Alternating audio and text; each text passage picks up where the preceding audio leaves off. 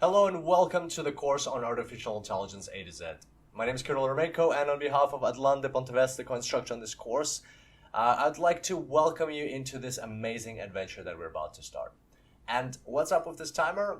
Well, the reason for this timer is this is my third time recording this tutorial, and I get so excited about these things, and it just goes over, blows over 10 minutes or 20 minutes. So I decided to limit myself to 5 minutes to get you excited about this course and why it's the best time to be in AI. So let's dive into it. We've got 4.5 minutes left. Why AI? Well, we've all heard about applications of artificial intelligence that are popping up around us. Self-driving cars, medicine, heavy machinery, customer service, the list just keeps going on and on and on. But why right now? Why not 10 years ago or not 10 years later? Well, the answer is hidden in this curve, which is called Moore's Law. It was originally identified in 1965 by Gordon Moore, and what it says is that the power of the average computer, in very simple terms, the power of the average computer that you can buy for $1,000 will double every 18 to 24 months. And that's been, as you can see, the law has held constant through good times and bad, war and peace, and recession, depressions. Nothing stops this curve. And we've already surpassed the brain of an insect for an average computer that you can buy for $1,000. We're sitting at about the speed, the processing power of the brain of a rat. By 2025, we'll be at the brain of a human. As you can see, it's exponentially growing. And so this is a great time to be in artificial intelligence. It's just going to be doubling. The power is going to be doubling every time. All right, 3 minutes. So some of my favorite examples are related to games like chess and Go. So in 1997, DeepMind was the first computer to beat Garry Kasparov in chess. It was a huge thing. It was like one of the most broadcasted chess games on the planet ever, and at the same time, and so that was considered an impossible feat. Right now, on any phone, you can install an app with chess, which no human player will ever beat because computers are that good now. You just cannot beat a computer in chess if you put on the hardest setting.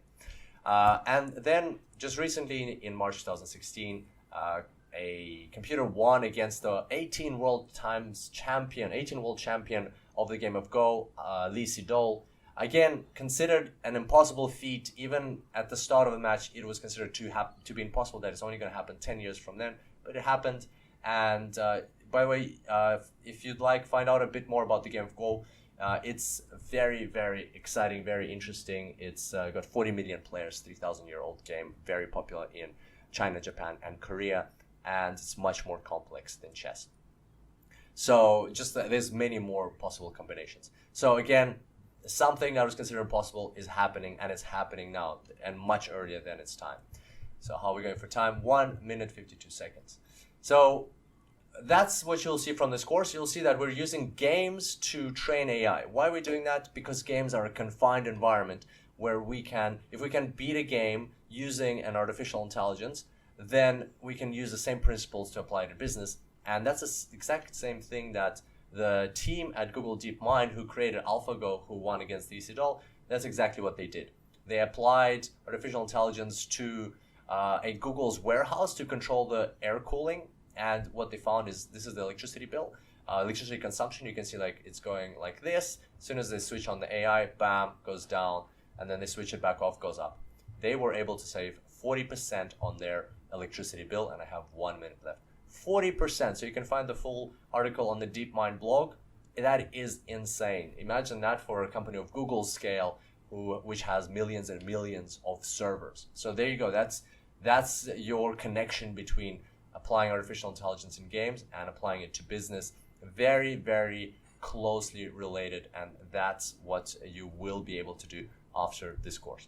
And finally, one of my favorite blogs, waitbutwhy.com. Check it out. Amazing blog by Tim Urban. This is how he describes the situation we're in. This is us and technological progress. We're sitting here. This is what it looks like. It looks very, very linear, but because it's an exponential, boom, this is what's going to happen in the next years. And there's very strong evidence from the things we're seeing to suggest that we're sitting right over here on the kink of the curve.